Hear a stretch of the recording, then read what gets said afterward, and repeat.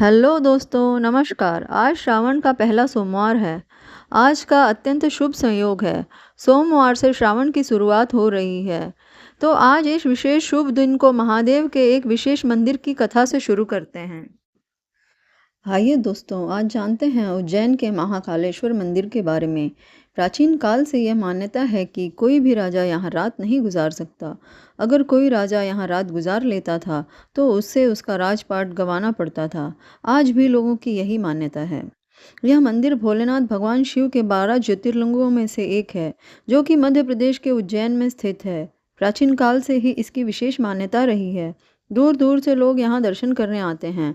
इस मंदिर से जुड़ी कई कथाएं प्रचलित हैं, जिसके कारण यह लोगों को और भी ज़्यादा आकर्षित करता है। आइए जानते हैं क्या है इसके पीछे का रहस्य। उज्जैन में दूषण नाम के राक्षस से मुक्त कराने के लिए महादेव प्रकट हुए थे। फिर जब भक्तों ने शिव जी से उज्जैन में ही बसने की प्रार्थना की, तब भगवान शिव महाकाल ज्योतिर्लिंग के रूप में प्रकट हुए। तब से यहाँ श्रद्धालुओं की भीड़ लगी रहती है। यहाँ भगवान शिव जी की भस्म आरती का विशेष ऐसा माना जाता है कि जो इस आरती में शामिल हो जाए उसके सभी कष्ट दूर हो जाते हैं। यह भाग्यशाली लोगों को ही नसीब होता है। यहाँ महाकाल की शाही सवारी भी काफ़ी प्रचलित है, जो पर्यटकों को यहाँ आने के लिए आकर्षित करती है। हर सुबह महाकाल की भस्म आरती करके उनका श्रृंगार होता है। इसके लिए प्राचीन समय में शमशान से भस्म को लाया जाता था। हालांकि अब पिछले कुछ वर्षों से गाय के बने गोबर के कंडों, पीपल, पलाश, बड़, शमी, अमलताश आदि की लकड़ियों को जलाकर उसके भस्म का प्रयोग किया जाता है। केवल उज्जैन में ही आपको इस दर्शन का सौभाग्य मिलता है। भस्म ही सृष्टि का सार माना जाता है, इसलिए प्रभु इसे ही धारण करते हैं।